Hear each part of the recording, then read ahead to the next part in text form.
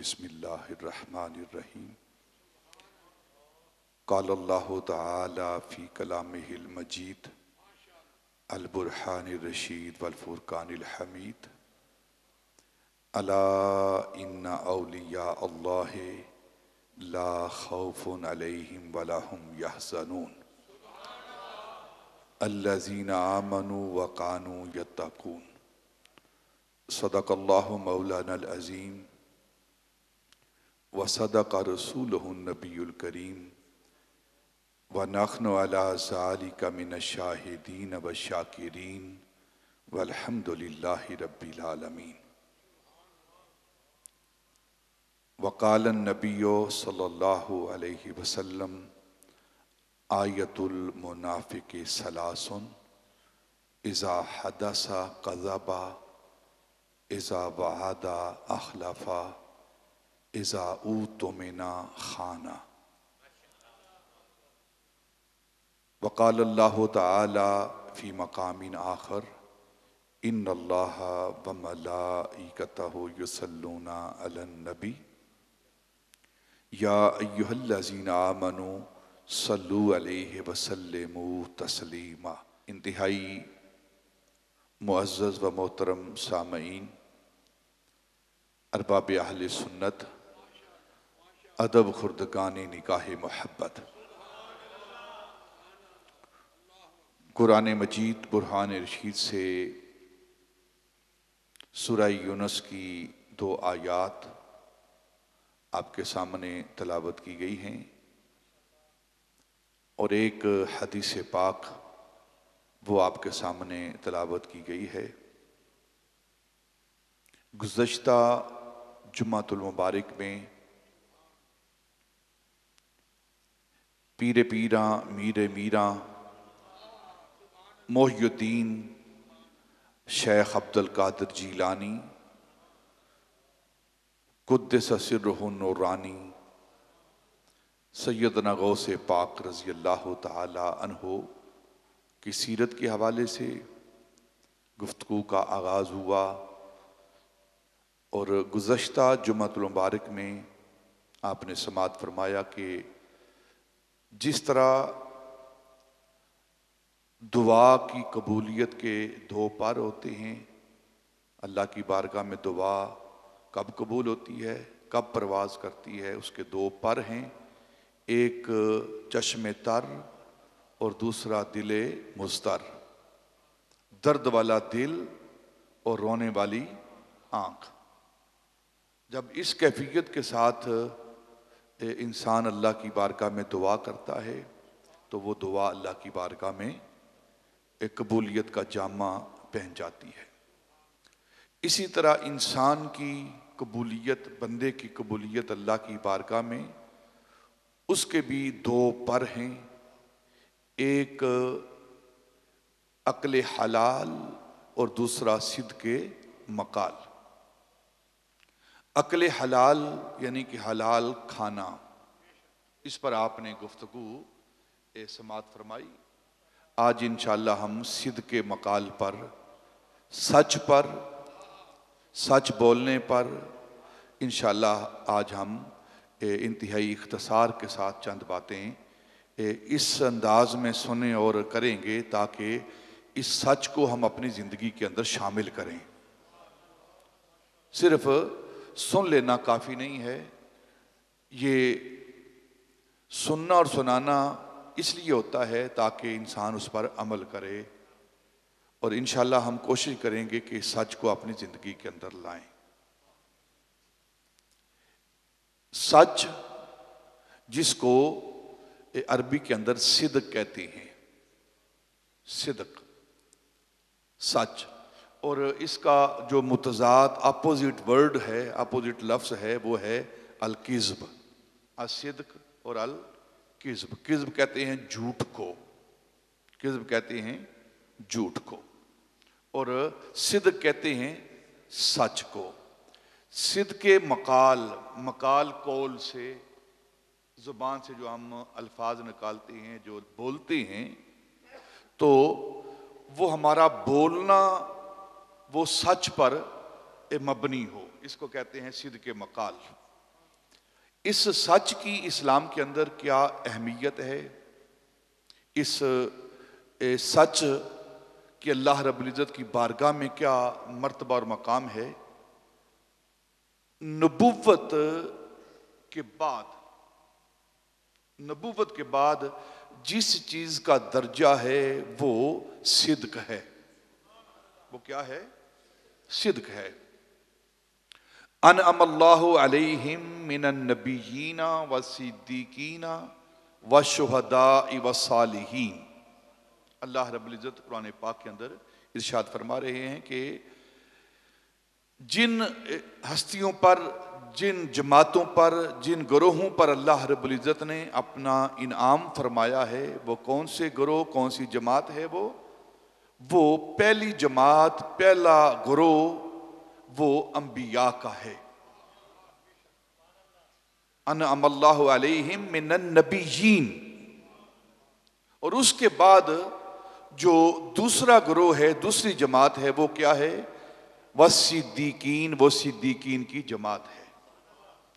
نبوت کے بعد جو مرتبہ ہے وہ صدق کا ہے، صدیقین کا ہے، وہ سچوں کا ہے۔ یہ اتنا بڑا مرتبہ ہے۔ اور اللہ رب العزت نے قرآن پاک کے اندر ایمان والوں سے خطاب کرتے ہوئے فرمایا یا ایھا الذین آمنوا اتقوا اللہ، اے ایمان والو اللہ سے ڈرو، وکونوا مع الصادقین، اور سچوں کے ساتھ ہو جاؤ۔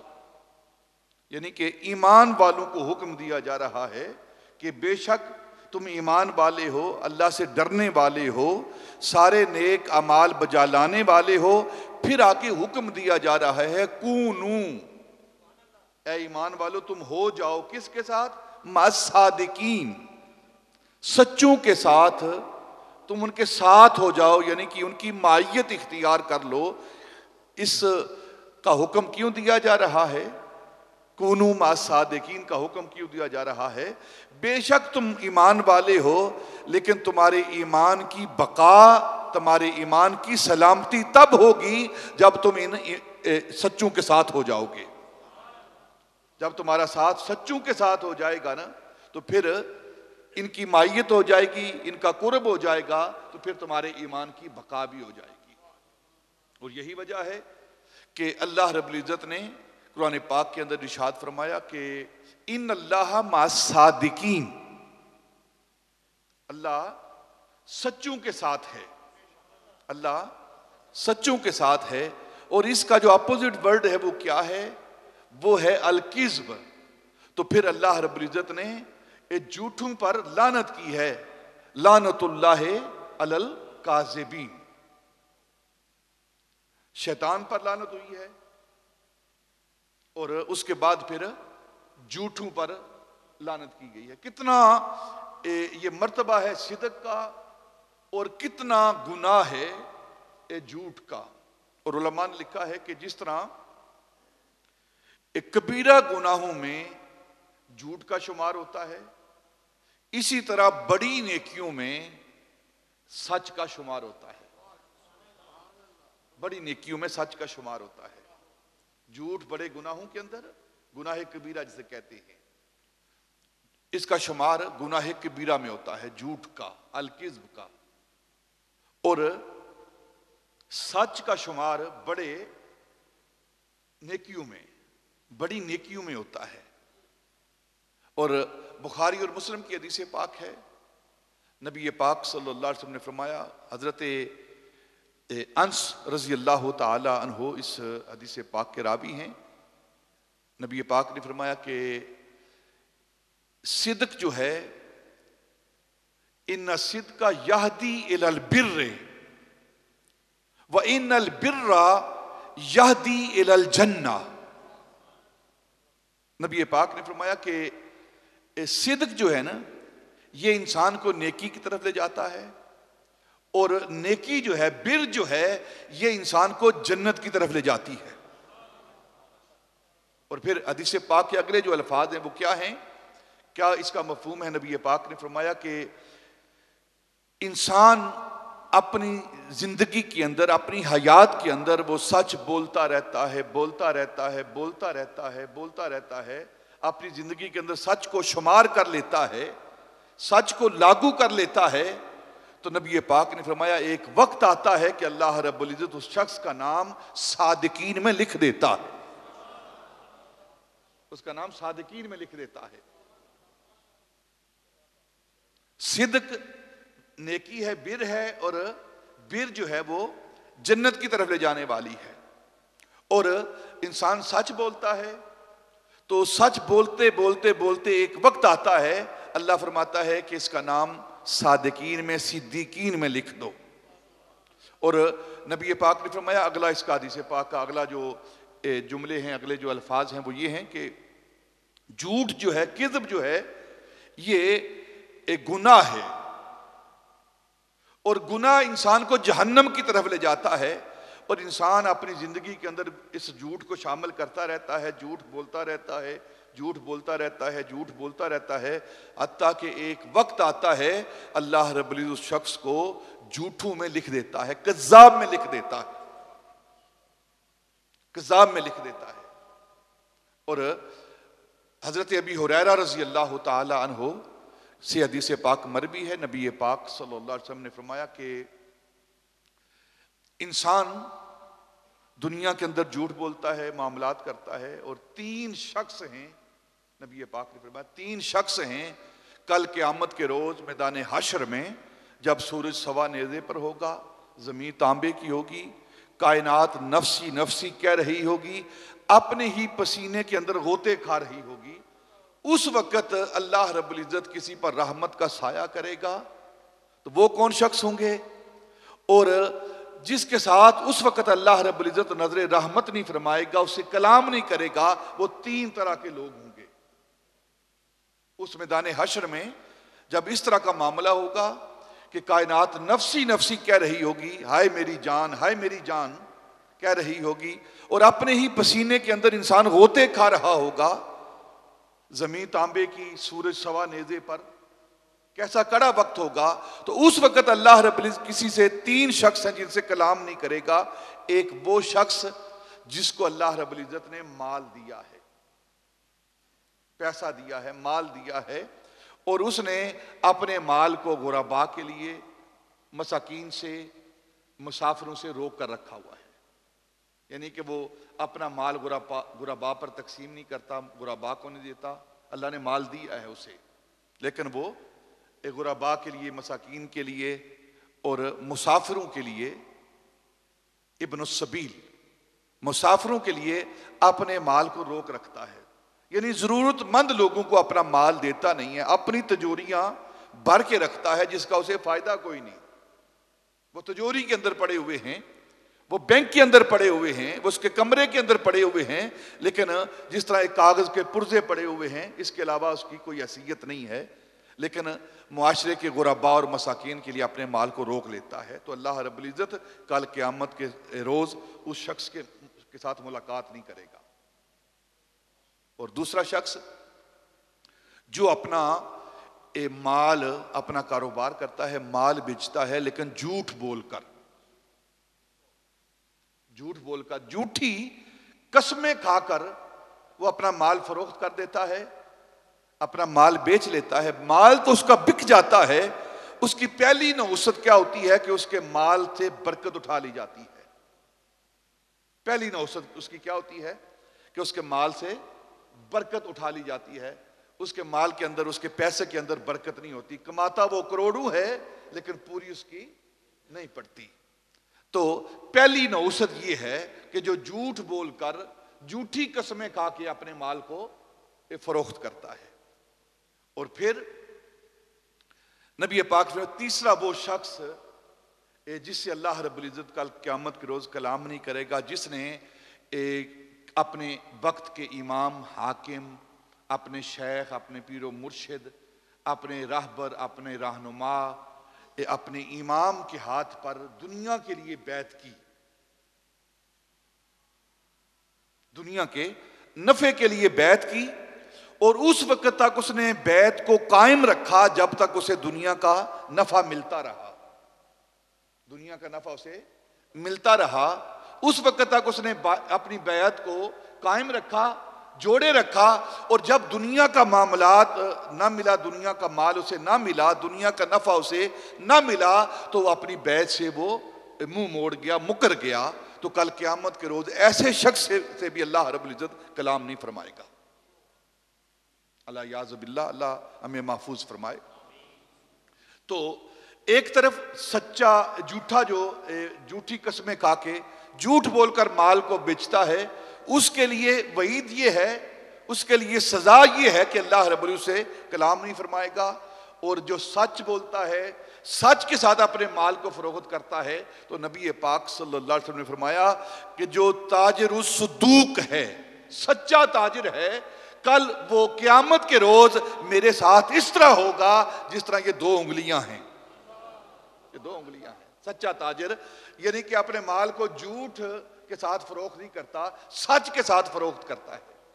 اور پھر نبی پاک نے فرمایا اس شخص کا شمار جو سچا تاجر ہے، اس کا شمار وہ انبیاء کے ساتھ، صدیقین کے ساتھ اور شہداء کے ساتھ ہوگا.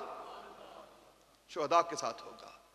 یہ سچ کی اہمیت ہے جو ہماری زندگی کے اندر ہم سے جدا ہو چکا ہے. اس معاشرے کے اندر جھوٹ اس طرح سرایت کر چکا ہے جیسے جھوٹ کوئی گناہ ہی نہیں ہے. ہماری زندگی کے اندر یہ جھوٹ شامل ہو چکا ہے. اور نبی پاک صلی اللہ علیہ وسلم نے فرمایا، بخاری شریف کے حدیث پاک ہے کہ منافق کی 3 نشانیاں ہیں. آیت المنافق ثلاث. نبی پاک نے فرمایا کہ منافق کی 3 نشانیاں ہیں. ایک نشانی کیا ہے؟ اذا حدث کذب. جب وہ کلام کرتا ہے، بولتا ہے، گفتگو کرتا ہے، تو وہ جھوٹ بولتا ہے. اذا حدث، حدث بولنا، اسی سے حدیث ہے. اذا حدث کذب. جب وہ بولتا ہے، کلام کرتا ہے، گفتگو کرتا ہے، تو اپنے گفتگو کے اندر وہ جھوٹ کو شامل کر لیتا ہے. پہلی نشانی ہے یہ منافق کی. اور دوسری نشانی کیا ہے؟ اذا وعد اخلف. جب وہ وعدہ کرتا ہے تو وعدہ خلافی کرتا ہے. یہ مومن کی نشانی نہیں. وعدہ خلافی کرنا مومن کی نشانی نہیں. نبی پاک فرما رہے ہیں یہ منافق کی نشانی ہے. یہ منافق کی نشانی ہے. جب بولتا ہے جھوٹ بولتا ہے، جب وعدہ کرتا ہے تو وعدہ خلافی کرتا ہے. اور پھر تیسری نشانی کیا نبی پاک نے فرمائی؟ اذا اؤتمن خان. جب اس کے پاس کوئی امانت رکھی جائے نا تو اس کے اندر وہ خیانت کرتا ہے. اب امانت جو ہے اس سے مراد صرف مال و دولت نہیں ہے. اس سے مراد صرف مال و دولت نہیں ہے کہ آپ کے پاس کسی نے روپیہ پیسہ رکھا ہے تو وہ امانت ہے. ہر وہ چیز جو دوسرا شخص آپ کے پاس امانت کے طور پر رکھتا ہے، چاہے وہ پیسہ ہے، چاہے وہ دنیا کی اور کوئی شے ہے، چاہے وہ اپنی گفتگو ہے، اپنا راز ہے، اگر وہ آپ کے سامنے اپنی بات رکھتا ہے کہ یہ میری بات آپ کے پاس امانت پڑی ہے، تو اگر کوئی اس کے اندر بھی خیانت کرتا ہے، اس بات کے اندر بھی خیانت کرتا ہے، اس کلام کے اندر بھی خیانت کرتا ہے، تو اس کا شمار بھی خائن میں ہوگا، خیانت کرنے والے میں ہوگا. اور نبی پاک نے فرمایا کہ یہ نشانی ہے منافقین کی. پہلی نشانی، جب وہ بات کرتا ہے جھوٹ بولتا ہے، جب وعدہ کرتا ہے تو وعدہ خلافی کرتا ہے، اور جب اس کو امانت دار بنایا جاتا ہے تو وہ امانت کے اندر خیانت کرتا ہے. اب ایک اور بات جو قرآن کہتا ہے نا منافق کے بارے میں، کافر کی سزا مسلمہ ہے، گنہگاروں کی سزا مسلمہ ہے، لیکن سب سے زیادہ قرآن نے جس کی سزا کا بیان کیا ہے، ان المنافقین فی النار اسفل من النار. جو سب سے جہنم کا نچلا گڑھا ہے نا، فی درک الاسفل من النار، جو جہنم کا سب سے نچلا گڑھا ہے، منافقین کو وہاں پھینکا جائے گا. منافقین کو وہاں پہ جو سب سے 7 درجے ہیں نا جہنم کے، تو جو سب سے نچلا درجہ ہے نا، منافقین کو وہاں پھینکا جائے گا. فی درک الاسفل من النار، جو جہنم کا سب سے نچلا گڑھا ہے منافقین کو وہاں پھینکا جائے گا۔ اب اس پر کفر کا فتویٰ نہیں لگائیں گے ہم، یہ بات ذہن کے اندر رکھیں کہ اس کو ہم کافر کہہ دیں گے یا کفر کا فتویٰ لگا دیں گے، نہیں، اس کو منافقین کے زمرے میں ہی رکھیں گے، اس پر کفر کا فتویٰ نہیں لگائیں گے۔ اور اللہ رب العزت ہمیں توفیق دے ہم ان ساری علامات سے باہر نکل کر اپنی زندگی کے اندر سچ، وعدہ کا ایفا کرنا اور امانت کے اندر خیانت نہ کرنے کی ہمیں توفیق عطا فرمائے۔ یہ وہ چیزیں ہیں ہمارے معاشرے کے اندر آج جو ہم اپنی زندگی کے اندر نظر ڈالیں، اپنے روزمرہ کے ایام کے اندر نظر ڈالیں تو ساری کی ساری علامات اس معاشرے کے اندر موجود ہیں۔ اور جب انسان جھوٹ بولتا ہے نا، حدیث پاک میں، ترمذی کی حدیث پاک ہے کہ جب انسان جھوٹ بولتا ہے نا تو اس کے منہ سے بدبو نکلتی ہے، اور فرشتے اللہ کی بارگاہ میں عرض کرتے ہیں اے اللہ ہم تیری پناہ میں آتے ہیں اور ہم اس بندے سے دور ہونا چاہتے ہیں۔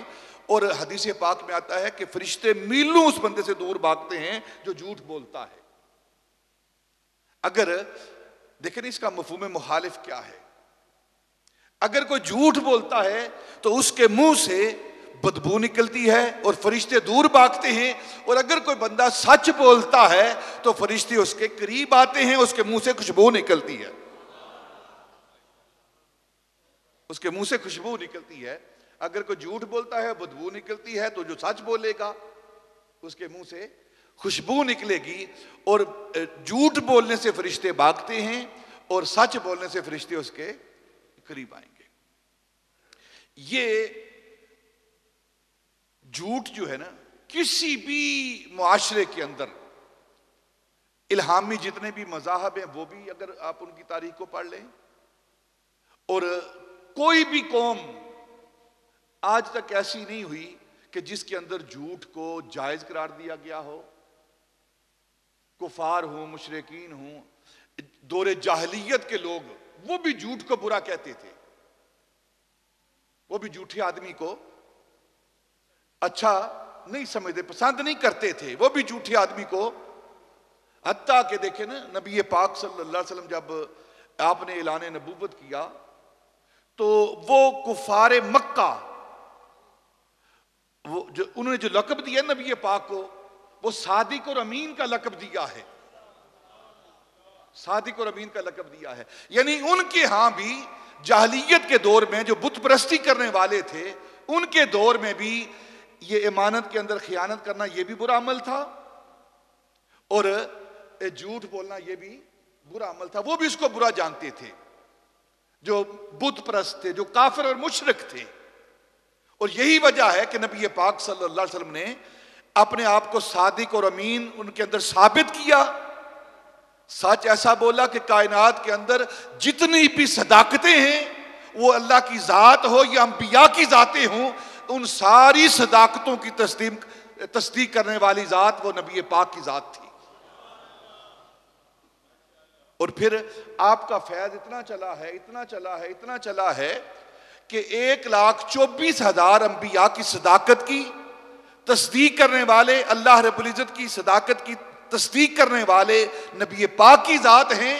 اور نبی پاک کا فیض کیسا ہے کہ نبی پاک صلی اللہ علیہ وسلم کی تصدیق کرنے والی ذات وہ سیدنا ابوبکر صدیق کی ہے۔ والذی جاء بالصدق وصدق بہ اولئک ھم المتقون۔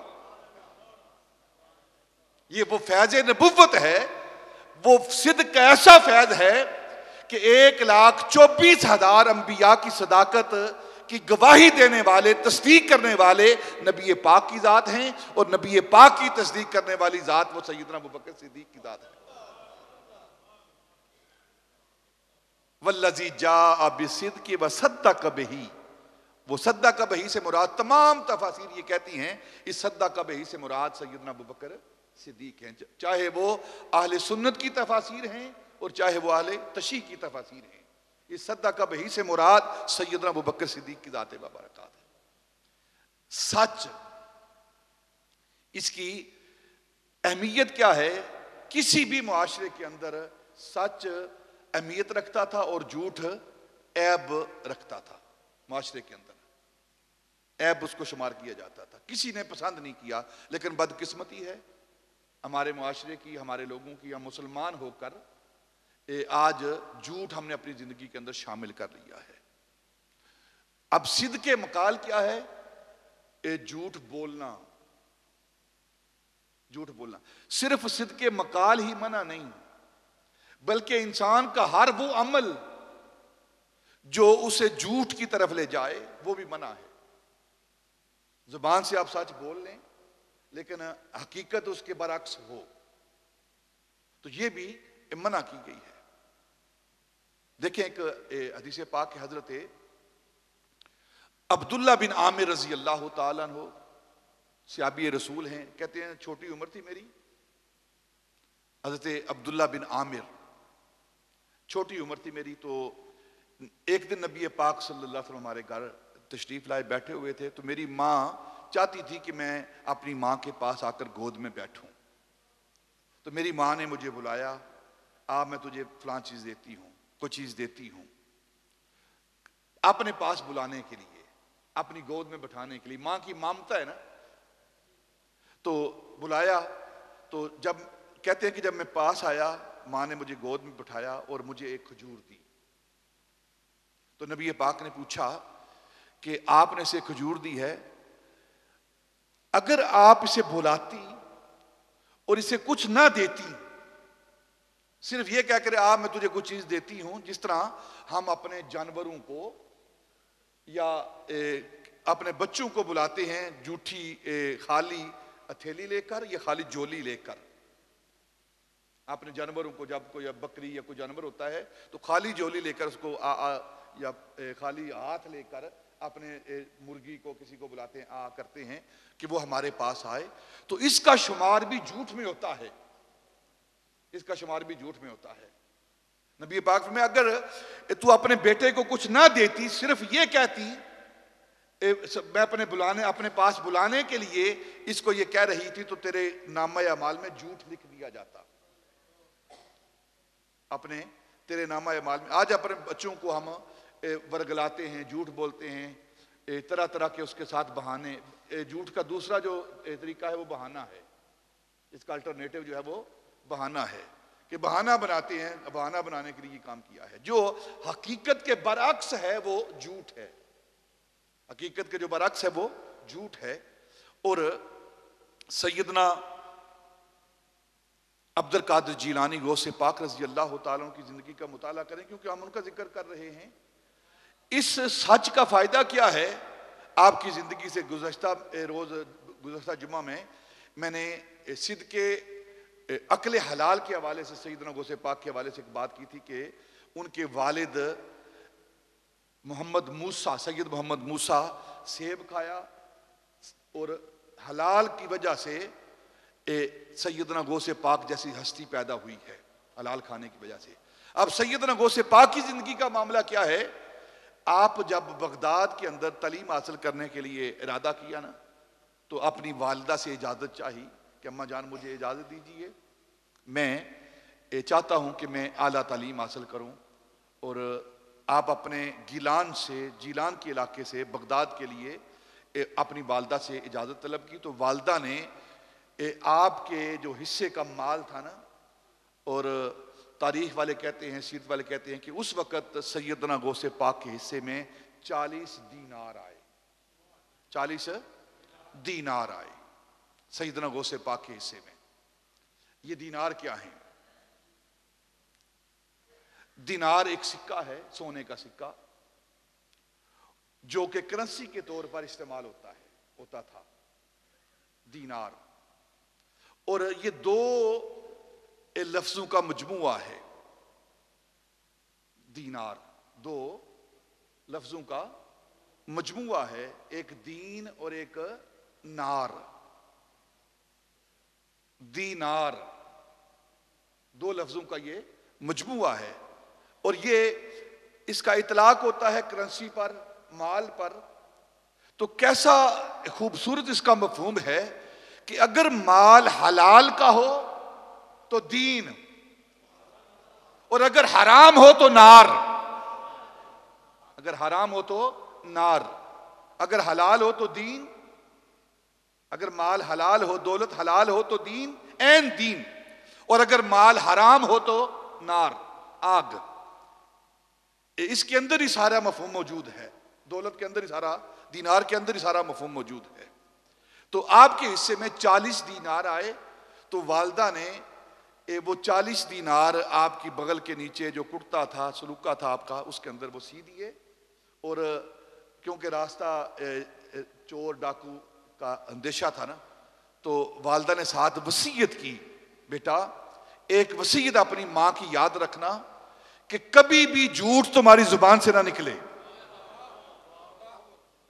جا میں تجھے اللہ کے حوالے کرتی ہوں، لیکن ایک بات یاد رکھنا کہ کبھی بھی تیری زندگی کے اندر جھوٹ نہ آئے، جھوٹ تیری زبان سے نہ نکلے، ہمیشہ سچ تیری زبان سے نکلے، چاہے کچھ بھی ہو جائے۔ تو آپ وہ گتھلی لے کر سی کر والدہ نے آپ کو بھیج دیا۔ تو اتفاق ہوا کہ راستے میں ڈاکو پڑ گئے، 60 ڈاکو تھے، انہوں نے قافلے پر حملہ کیا، سب قافلے کا مال لوٹ لیا۔ ایک ڈاکو آپ کے قریب سے گزرا، چھوٹی عمر تھی ابھی، تو اس نے پوچھا تیرے پاس کیا ہے؟ تو آپ نے فرمایا 40 دینار ہے میرے پاس۔ وہ نا بچے تھے نا آپ، تو مسکرا کے، یعنی کہ بچہ ویسے ہی کہہ رہا ہے، تو آگے چل دیا۔ تو دوسرا ڈاکو آیا پیچھے، پوچھا تیرے پاس کیا ہے؟ تو آپ نے فرمایا 40 دینار ہیں، وہ بھی چل دیا۔ لیکن دونوں نے جا کر نا اپنا جو ان کا بڑا تھا، سربراہ تھا، سرغنہ تھا ڈاکوؤں کا، اسے جا کر کہا کہ سارا مال ہم نے قافلے کا لوٹ لیا ہے، ایک بچہ ہے چھوٹا، اس کے پاس لگتا تو کچھ نہیں، لیکن کہتا ہے میرے پاس 40 دینار ہیں۔ تو وہ سرغنہ کہنے لگا کہ اس کو لے کر آؤ میرے پاس۔ آپ کو لایا گیا تو پوچھا تیرے پاس کتنے پیسے ہیں؟ تلاشی ساری لے چکے تھے وہ۔ تو بچے نے کہا، سیدنا غوث پاک تھے وہ، کہا کہ میرے پاس 40 دینار ہیں۔ تو کہا کہاں ہیں وہ 40 دینار؟ فرمایا یہ میری بغل کے نیچے گتھلی کے اندر سیے ہوئے ہیں، میری ماں نے سی کر بھیجے تھے۔ فرمایا کہ تجھے پتا ہے ہم مال لوٹنے والے ہیں، تو اپنے مال کو بچا سکتا تھا، لیکن اپنے مال کو کیوں نہیں بچا رہا؟ تو آپ نے کہا میری ماں نے مجھ سے وعدہ لیا تھا کہ تو نے جھوٹ نہیں بولنا، تو اب وعدے پر قائم رہوں یا 40 دینار کی فکر کروں؟ جب انہوں نے دیکھا کہ ماں کے ساتھ وعدہ اتنا ایفا کر رہا ہے یہ بچہ، ہم نے بھی تو اللہ کے ساتھ وعدہ کیا ہوا ہے ہم گناہ نہیں کریں گے، چوری نہیں کریں گے، ڈاکہ نہیں ماریں گے، اور ہم حکم عدولی کر رہے ہیں، اللہ کے ساتھ وعدہ خلافی کر رہے ہیں، اور یہ بچہ اپنی ماں کے ساتھ ایفا عہد کر رہا ہے۔ بس اتنی بات تھی کہ وہ جو سرغنہ تھا اس نے آگے بڑھا اور کہا کہ میں آج آپ کے ہاتھ پر توبہ کرتا ہوں، اور آج سے یہ ڈاکہ زنی چھوڑتا ہوں، اور آج سے نیک بنتا ہوں، اور آپ کے ہاتھ پر بیعت کرتا ہوں۔ اور اس کو دیکھا دیکھی 60 کے 60 لوگ جو چور تھے، ڈاکو تھے، سب نے وہ آپ کے ہاتھ پر توبہ کی اور بیعت کی۔ اور یہ سچ کا نتیجہ تھا کہ پہلا سچ آپ کی زندگی کے اندر شامل ہوا، اور اس کی برکت یہ ہوئی کہ جو چور اور ڈاکو ہیں وہ بھی گناہ کو چھوڑ کر نیکی کی طرف آ رہے ہیں، وہ بھی نیکی کی طرف آ رہے ہیں۔ یہ سیدنا غوث پاک رضی اللہ عنہ کی عملی زندگی جو ہے، ابھی سفر شروع ہوا ہے، اور ساری برکت یہ ہے، اور آپ کے ہاتھوں کی برکت یہ ہے، آپ کے کلام کی برکت یہ ہے، آپ کے سچ کی برکت یہ ہے کہ سارے کے سارے ڈاکو ڈاکہ چھوڑ کر، چوری چھوڑ کر، گناہ چھوڑ کر وہ اسلام کے اندر داخل ہو رہے ہیں اور نیکی کی زندگی اختیار کر رہے ہیں۔ اور آج ہم مسلمان ہو کر دیکھیں معاشرے کے اندر ہمارا اعتبار ختم ہو چکا ہے، پوری بیرونی دنیا کے اندر بینگ اے پاکستانی ہونے کے ہمارا جو معاملہ ہے، جو اعتبار ہے، وہ ہمارا ختم ہو چکا ہے۔ دنیا ہمیں اس شک کی نظروں سے دیکھتی ہے، ہمارے ساتھ کاروبار کرنے کے لیے تیار نہیں دنیا۔ اس کی وجہ کیا ہے؟ اس کی وجہ یہ ہے کہ ہماری زندگی کے اندر جھوٹ ہے۔ ہم تجارت کرتے ہیں، جو مال دکھاتے ہیں وہ دیتے نہیں، یہ بٹر فیکٹس ہیں، حقیقت ہے، اس سے کوئی انکار نہیں کر سکتا۔ دنیا کے اندر آج بحثیت پاکستانی ہونے کے اور بحثیت مسلمان ہونے کے آج ہم ذلیل و رسوا ہو رہے ہیں۔ اس کا سبب کیا ہے؟ سارے اسباب چھوڑ دیں، سب سے بڑا سبب کیا ہے؟ وہ جھوٹ ہے ہماری زندگی کے اندر۔ ہم کہتے کچھ ہیں اور کرتے کچھ ہیں، دکھاتے کچھ ہیں اور دیتے کچھ ہیں،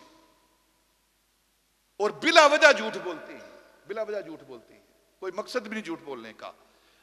دنیا کے کونوں کے اندر جب تجارت کا معاملہ آتا ہے، مال ہم دیتے ہیں، پہلی مرتبہ پورے معیار کے مطابق، سٹینڈرڈ کے مطابق مال دیتے ہیں، اور جب دوسری باری آتی ہے تو سٹینڈرڈ گرا دیا جاتا ہے۔ ظاہر ہے جب سٹینڈرڈ گر جائے گا تو پھر آپ کا اعتبار گر جائے گا، جب اعتبار گر جائے گا تو پھر سارا معاملہ ختم ہو گیا۔ اسی لیے کوئی دنیا کا فرد پاکستانی کمیونٹی کے ساتھ، مسلمانوں کے ساتھ کاروبار کرنے کے لیے تیار نہیں۔ اس کا سبب یہ ہے کہ ہماری زندگی کے اندر جھوٹ ہے۔ جس معیار کا ہم نے عہد کیا ہے، وعدہ کیا ہے، اس کا خلاف کر رہے ہیں ہم۔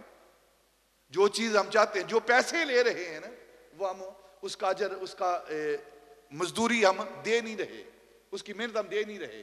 دیکھیں ایک بندہ گورنمنٹ کا ملازم ہے، اس کو 8 گھنٹے کی اس کی جاب ہے روزانہ کی، اور 1 مہینہ اس کی جاب ہے، 24 دن یا 26 دن اس کے 1 مہینے کے اس کے حاضری کے ہیں۔ اب 8 گھنٹے ہم میں سے کون کام کرتا ہے؟ جتنے بھی ملازمین ہیں، کوئی کرتا ہے 8 گھنٹے کام؟ نہیں کرتا کوئی بھی۔ ایون مزدور جو ہے وہ دن کی دیہاڑی 800 یا 1000 روپے لیتا ہے، تو کیا وہ 800 کا کام کرتا ہے جو اس نے وعدہ کیا؟ تو اب نہیں کرتا اگر تو وہ حرام ہے، جھوٹ بول رہا ہے، تو جو حرام کی کمائی ہے وہ پھر اس کے اثرات تو نکلیں گے۔ پھر اثرات کیا ہیں؟ اضطراب ہے معاشرے کے اندر، پوری نہیں پڑ رہی، کما کے بھی پوری نہیں پڑ رہی۔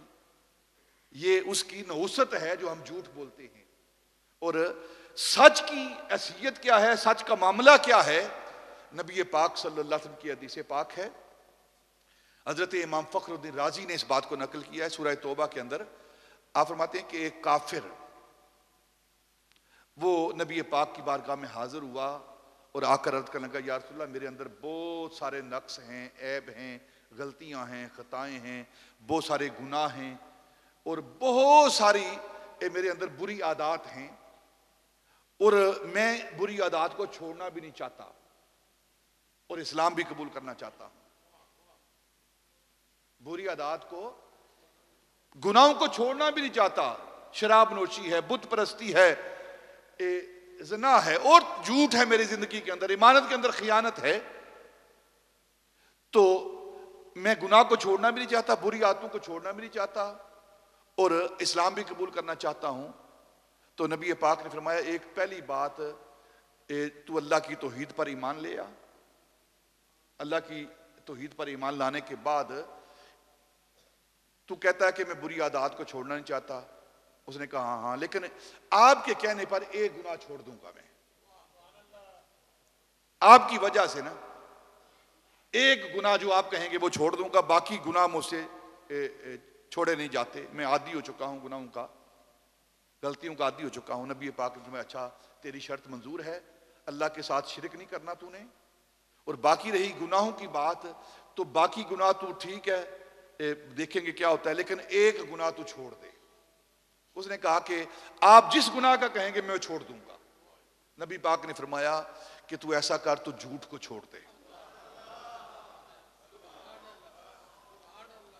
یہ ہمیں اجازت نہیں ہے، عام لوگوں کی اجازت نہیں ہے کہ ہم کسی کو کہیں کہ تو مسلمان ہو جا اور باقی شراب بھی پیتا رہے، زنا بھی کرتا رہے، نہیں، ہمیں اجازت نہیں۔ یہ نبی پاک کا اختیار ہے، یہ ان کا تصرف اور ان کی قدرت تھی۔ وہ جانتے تھے کہ میں نے اسے کیا کام لینا ہے اور کس طرح سارے گناہ سے چھڑانے ہیں، کس طرح گناہ چھڑانے ہیں۔ آپ نے فرمایا ایک گناہ چھوڑ دے اور جھوٹ کا ہے، باقی دیکھیں گے کیا ہوتا ہے۔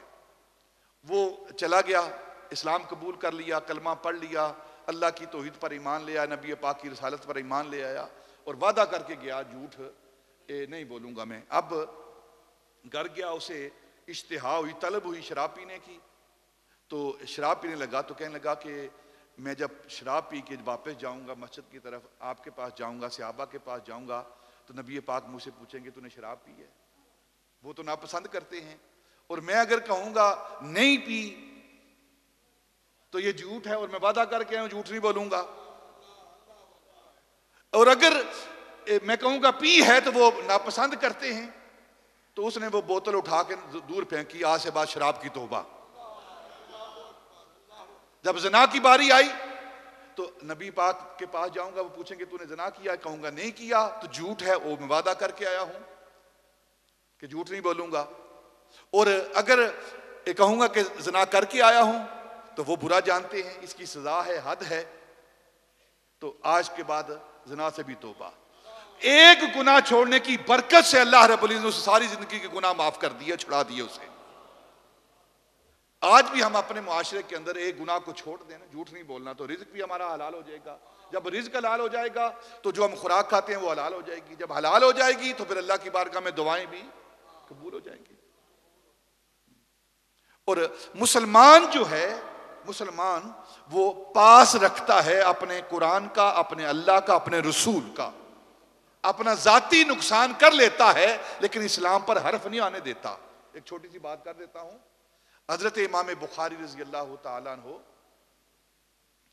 آپ کے بارے میں آتا ہے ایک دن آپ سفر کر رہے تھے، بیری بیڑا جو ہوتا ہے شپ کے اندر، اپنے علاقے سے دوسرے علاقے میں جانے کے لیے شپ میں سفر کر رہے تھے، تو ایک نوسر باز، ایک چکمہ دینے والا، ڈاکو، جھوٹ بولنے والا، وہ بھی اس شپ کے اندر سوار تھا۔ وہ دیکھتا اس نے دھوکہ دینا تھا، کسی کو مال چھیننا تھا، کسی کے ساتھ اس طرح دھوکہ بازی کرنی تھی، تو اس نے دیکھا کہ ایک بابا شریف آدمی، نورانی چہرہ ہے، سونی داڑھی ہے، لباس بزرگوں والا ہے، تو اس کے پاس آ کر بیٹھ گیا وہ دھوکہ دینے والا، اور پوچھا بابا جی کہاں سے آئے ہو، کہاں جا رہے ہو، کیا ارادہ ہے؟ آپ فرمایا بخارا سے آ رہا ہوں، فلاں علاقے میں جا رہا ہوں، حدیث پاک جمع کرتا ہوں۔ اور پوچھا کہ اگر آپ جا رہے ہیں تو کتنا عرصہ رہیں گے؟ آپ نے کہا جتنا بھی عرصہ لگ جائے۔ تو اس نے کہا آپ کے پاس زیادہ راہ بھی ہوگا، پیسے بھی ہوں گے؟ فرمایا ہاں ہیں۔ بولا کہاں ہیں؟ آپ نے وہ تھیلی نکالی اور اسے کہا یہ میرے پاس تھیلی۔ پوچھا کتنے پیسے ہیں؟ آپ فرمایا کہ میرے پاس اتنے، 40 50 100 جتنا بھی آپ نے فرمایا، اتنے دینار میری تھیلی۔ اس نے تھیلی کھول کے دینار دیکھے، تھیلی کا رنگ دیکھا، اچھا رکھ لو اپنے پاس۔ تھوڑی دیر کے بعد اس نے شور ڈال دیا کہ میری تھیلی چوری ہو گئی ہے، اس نوسر باز نے، دھوکے باز نے، میری تھیلی چوری ہو گئی ہے، اس رنگ کی تھیلی ہے، اس کے اندر اتنے پیسے ہیں۔ جب اس نے یہ اعلان کیا نا، تو جو کیپٹن تھا جہاز کا، اس نے کہا کہ اعلان کیا کہ ایک ہمارا مسافر ہے، اس کی تھیلی چوری ہو گئی ہے، جس کو بھی ملی ہے یا جس نے چوری کی واپس کر دے، ورنہ ہم ہر بندے کی مال کی اور اس کی تلاشی لیں گے۔ جب کسی نے کوئی اعلان نہ کیا کہ میرے پاس ہے وہ تھیلی، تو اب تلاشی شروع ہوئی۔ تلاشی لیتے لیتے لیتے جب حضرت، کیونکہ وہ تھیلی حضرت امام بخاری کی تھی اور ان کے پاس تھی، اب اعلان ہو چکا تھا کہ جس سے وہ تھیلی برآمد ہوگی اس کی، اور اس نے نشانی بتا دی ہے، ہم اس کے ساتھ سختی کے ساتھ پیش آئیں گے۔ حالانکہ تھیلی وہ حضرت امام بخاری کی تھی، پیسے ان کے تھے، وہ جھوٹ بول رہا تھا۔ آپ نے وہ تھیلی پکڑی اور اس کو اٹھا کے سمندر کے اندر پھینک دیا۔ اب سب کی تلاشی لی گئی، کسی کے پاس وہ تھیلی نہ ملی، تو جہاز کے کیپٹن نے کہا تو نے جھوٹ بولا ہے، لوگوں پر اہتمام کیا ہے، تہمت لگائی ہے، تجھے سزا دیتے ہیں۔ اس نے سزا لے کر نا تو واپس آ کر آپ کے پاس بیٹھ گیا۔ حضرت امام، وہ آپ کی تھیلی کہاں ہے؟ آپ نے فرمایا سمندر کے اندر۔ اس نے کہا کہ سمندر کے اندر کیوں پھینکی؟ آپ نے اتنا بڑا نقصان کیا آپ نے۔ آپ نے میں اپنا نقصان کیا، میں نے اسلام کا نقصان نہیں ہونے دیا۔ اگر وہ تھیلی مجھ سے برآمد ہو جاتی تو جھوٹا تھا، لیکن سارے لوگ مجھے برا کہتے اور میرا لباس، میری وضاقتہ مسلمانوں جیسی ہے، میں مسلمان ہوں، اور مجھ پر وہ حرف نہ آتا، اسلام پر حرف آتا، میں نے اپنا نقصان کر لیا ہے لیکن اسلام کا نقصان نہیں ہونے دیا۔ ایک وہ مسلمان تھے اور ایک ہم ہیں کہ اپنا مفاد حاصل کر لیتے ہیں، وطن پر حرف آتا ہے آنے دو، اسلام پر حرف آتا ہے آنے دو، اسلام کو بدنام کر دیتے ہیں، مسلمانوں کو بدنام کر دیتے ہیں، اپنے ملک کو بدنام کر دیتے ہیں، لیکن اپنے چند ٹکوں کے لیے، اپنے چند ٹکوں کے لیے ہمیں اپنے بزرگوں سے سبق حاصل کرنا چاہیے اور اپنی زندگی کے اندر اس سچ کو لانا چاہیے۔ اس کی بڑی برکتیں ہیں۔ کاروبار کریں، سچ کے ساتھ کریں، اگر مال تھوڑا بھی بکے گا لیکن تھوڑے مال کے اندر اتنی برکت ڈال دے گا اللہ کہ وہ ہمیشہ ہمیشہ کے لیے کافی ہو جائے گا۔ تو اللہ ہمیں سچ پر عمل کرنے کی، سچ بولنے کی اور زندگی کے اندر سچ لانے کی توفیق عطا فرمائے۔ وما علینا الا البلاغ۔